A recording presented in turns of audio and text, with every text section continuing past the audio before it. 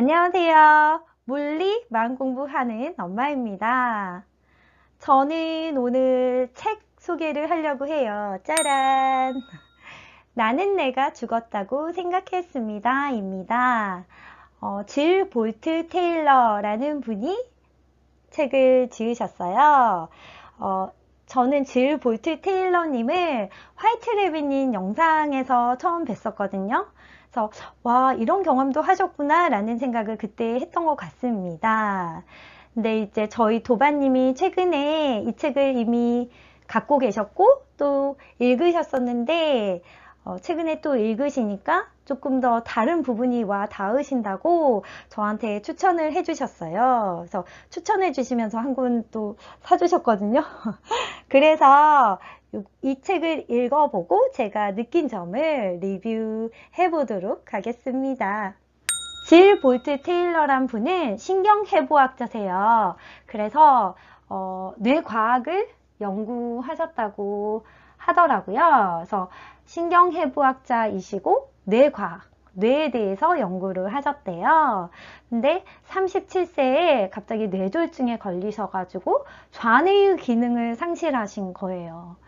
그래서 좌뇌의 기능을 상실하게 되면 어떤 현상이 벌어지는지 본인이 직접 체험을 하셨다고 합니다. 그래서 뇌 수술을 하고 그 이후에 이제 8년의 재활을 통해서 좌뇌의 기능을 다시 회복을 하셨대요. 그래서 책에는 좌뇌의 기능이 상실되었을 때의 경험과 그 삶에 대한 통찰을 책에 나타내셨거든요. 그래서 그 부분을 저랑 한번 이야기해 보시면 좋을 것 같습니다.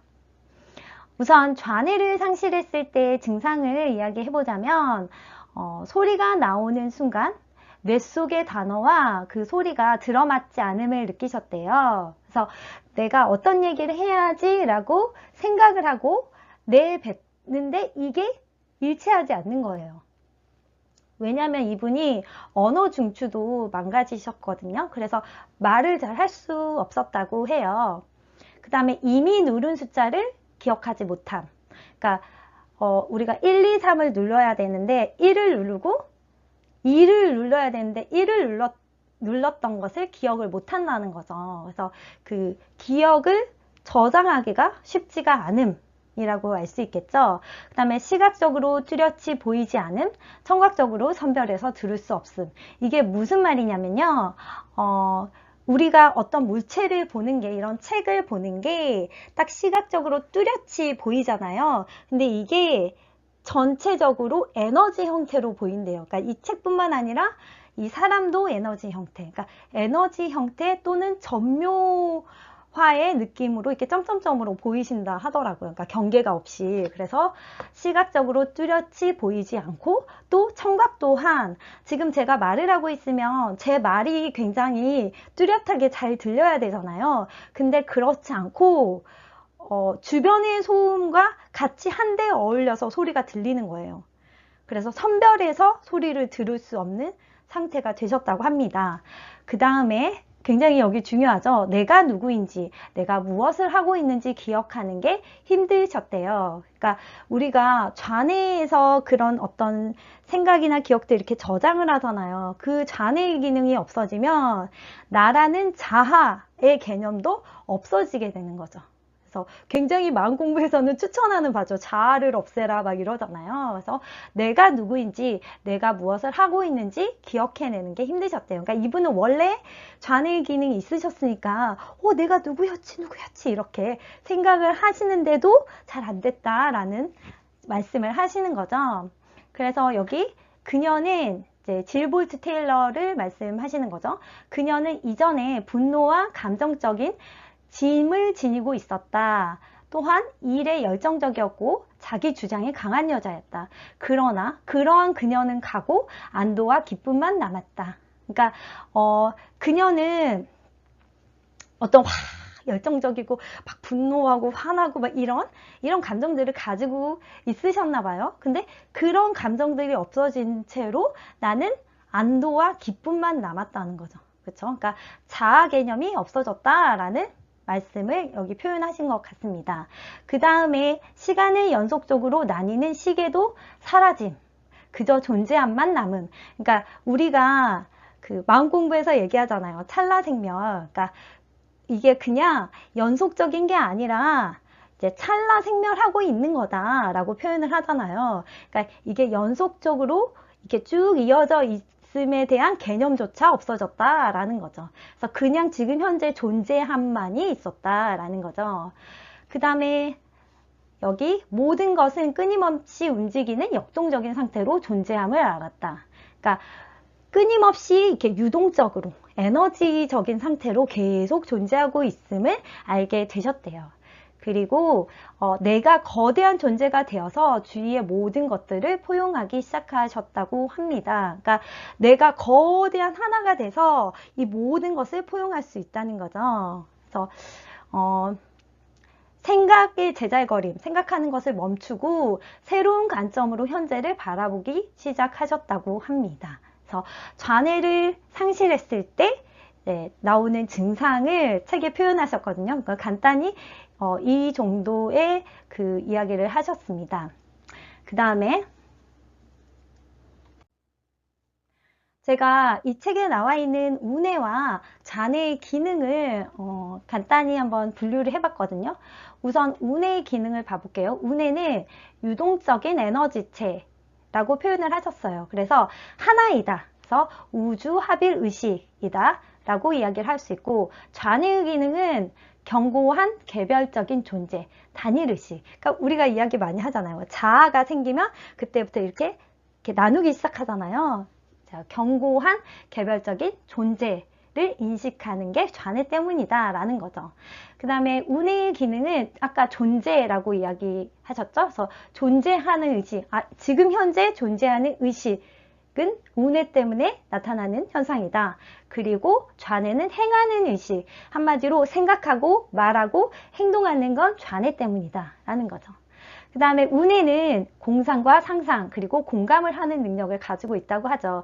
우리가 그 예술가 이런 분들이 우뇌가 굉장히 많이 발달해서 예술가적인 기질을 가졌다 하잖아요. 그래서 공상과 상상을 우뇌의 기능으로 인해서 발휘되는 그런 기능이다 라고 할 수 있죠. 그 다음에 좌뇌는 비판적이고 공격적인 사고 패턴, 이거는 우리가 만약에 좌뇌는 그러니까 일반적으로 생각, 기억을 쌓아놓는다 라고 생각을 하시면 돼요. 내가 피해자 마인드를 가지고 있어요. 그러면 누가 저한테 너 왜 이렇게 키가 작아? 라고 얘기를 했어요. 제가 실제로 키가 작으니까 키가 작아 라고 얘기를 하면 나 공격하는 거 아니야? 라고 생각할 수 있잖아요. 이 좌뇌가 돌아가게 되면. 그래서 비판적이고 공격적인 사고 패턴은 좌뇌 때문이다 라고 생각을 할 수 있겠죠. 그 다음에 우뇌의 기능 중에 전체적으로 이미지화하는 능력을 가지고 있답니다. 이게 뭐냐면요. 저는 사실은 사람이나 사물을 대할 때 굉장히 우뇌적으로 많이 대하거든요. 그러니까 누군가를 보고 어떤 현상을 볼 때 진짜 전체로 그냥 이렇게 땅 이렇게 봐요.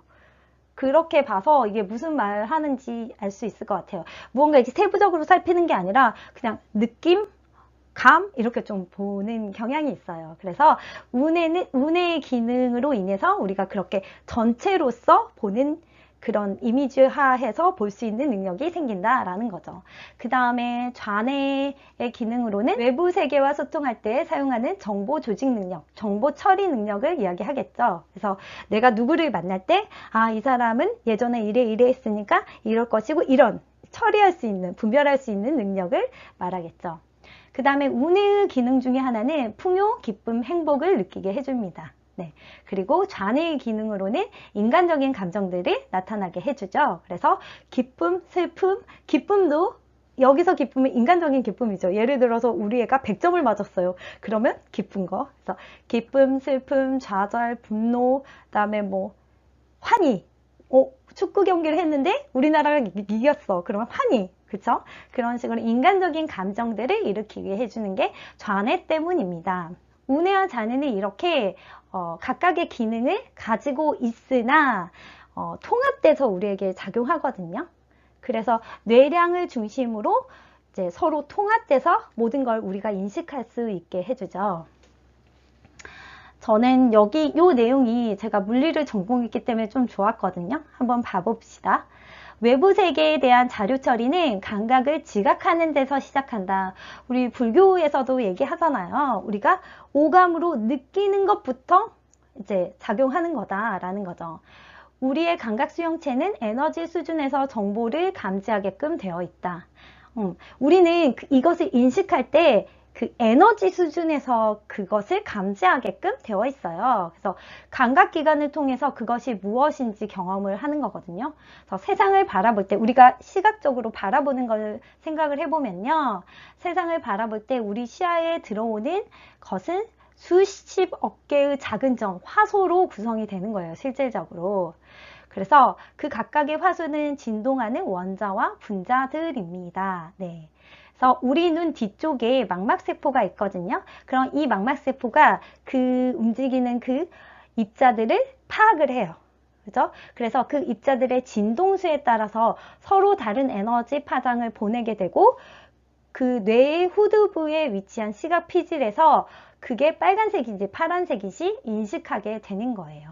그래서 한마디로 세상은 전자기장으로 넘실거리는 격동의 바다이고 우리도 그 바다의 일부입니다. 그러니까 이거를 말씀드리자면요. 우리는 뭐가 나눠진 게 아니라 다 전자기적인 공명 현상으로 보여지는 것들이에요. 그리고 우리가 가지고 있지 않으면 이것들이 보이지 않아요. 그래서 얘하고 다 하나인 거예요. 한마디로. 그러니까 전자기파를 보는 거예요. 한마디로.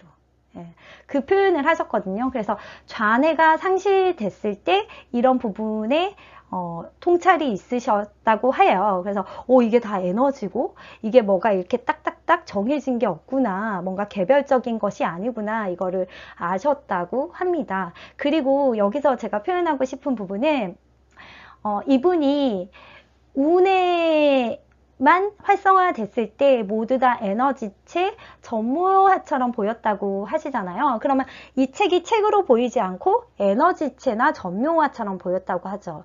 근데 이 책은 책으로 보이잖아요, 우리 눈에. 그러면 이 책은 진짜 책일까요? 그러니까 파동인지 입자인지를 물어보는 거예요. 파동일 수도 있고 입자일 수도 있어요. 이거는 정해지지 않은 허상일 뿐인 거예요. 그리고 뇌의 작용에 의해서 우리는 세상을 볼 수 있는 거예요. 그래서 그 부분을 통찰할 수 있게 해주는 책이어서 굉장히 좋았거든요, 저는. 그러니까 뭔가 정해진 것이 아니고 그냥 이거는 우리 생각들을 보고 있는 것이에요. 이 세상은. 네. 그 부분을 알 수 있어서 되게 좋았습니다. 그 다음 슬라이드 한번 봐볼게요. 자, 그 다음에 마지막 부분은 어떤 내용이 나와 있냐면요. 오른쪽 뇌의 평화로운 의식에서 출발해야 한다고 말씀을 하세요. 그리고 왼쪽 뇌의 능력을 사용해서 바깥 세상과 상호작용해야 된다라고 말씀을 하셨습니다. 이 부분에 굉장히 동의를 하는데요. 저는 굉장히 운해적인 인간이거든요. 그러니까 그냥 아까 운의 기능을 설명했듯이 굉장히 좀 멍하게 많이 있고 분별도 거의 하지 않고 분별을 하려면 막 머리가 아프고 그러니까 저는 기억력이 그렇게 좋지가 않아요. 그러니까 그 전에 했던 것을 기억해서 또 다음 일을 하려면 생각을 조금 더 다른 사람보다 에너지를 써야 되는 것 같거든요. 그러니까 그런 식으로 운해적으로 생활을 해요. 그 최소한 필요한 것들을 생각을 하면서 생활을 하거든요. 근데 저 같은 사람이 생활을 하려면 생활에 불편함이 있거든요. 그래서 저희 남편 같은 굉장히 좌뇌적인 사람이 필요해요. 여기 질 볼트 테일러도 좌뇌가 상실됐을 때 그 어머님이 도와주셨거든요. 어쩔 수 없어요. 남의 도움이 필요한 거예요. 생활을 하려면. 그래서 운에만 있는 것도 좋지도 않고 좌뇌도 같이 있어서 그게 통합이 돼서 우리는 생활을 해야 돼요. 그래서 중도라고 제가 표현을 했어요. 물론 그 밑바탕인 평화로운 의식에서 시작을 하지만 우리가 바깥 생활을 하기 위해서는 좌뇌의 능력을 사용해서 생활을 해야 된다라는 거죠. 그 다음에 여기 설령 부정적인 사건에 맞닥뜨리더라도 기꺼이 오른쪽 의식으로 넘어가 포용력을 발휘한다면 귀중한 삶의 교훈을 얻을 수 있다. 그러도록 의식적으로 관찰하도록 스스로 훈련해야 된다. 그래서 제가 알아차림이라고 표현해 놨어요. 여기서는 알아차림이라고 얘기는 안 했지만 이분은 이게 뇌의 작용일 뿐이다 라고 생각을 하고 내가 어떤 부정적인 마음이 올라왔을 때 그것을 잘 조절하고 컨트롤해야 한다 라고 말씀을 하신 거거든요. 그러니까 부정적인 감정을 바라보고 알아차려야 된다는 말과 같죠. 그래서 이분이 알아차림이란 단어를 꼭 쓰진 않았지만 이런 부분을 아시는구나 라는 생각이 들었습니다. 그래서 여기까지 제가 간단히 이 책에 대한 리뷰를 한번 해봤거든요. 그래서 저는 굉장히 운해적인 사람임에도 불구하고 운해를 옹호하지도 좌뇌를 옹호하지도 않아요. 근데 그냥 운해와 좌뇌를 잘 이렇게 적절히 활용해서 생활을 해야 된다고 생각을 하거든요. 그래야 색 즉시 공, 공 즉시 색이 맞아 떨어지잖아요. 그래서 여러분도 여기서는 사실은 운해를 굉장히 좋은 쪽으로 많이 표현을 해 놓으셨어요. 왜냐면 이제 운해가 에고가 없는 상태니까 굉장히 평화롭고 행복하고 충만한 그런 마음이 있겠죠. 근데 그런 곳으로서는 우리가 삶을 수행할 수 없어요. 그러니까 운해와 잔해를 잘 활용해서 정말 슬기롭고 지혜롭게 사셨으면 좋겠습니다. 지금까지 제가 이 책에 대한 간단한 리뷰를 해보았습니다. 이 책에 대해서 그리고 자세한 저의 요즘의 생활에 대해서 이야기를 나중에 라이브로 해보도록 하겠습니다. 그럼 오늘도 좋은 하루 보내세요. 시청해 주셔서 감사합니다.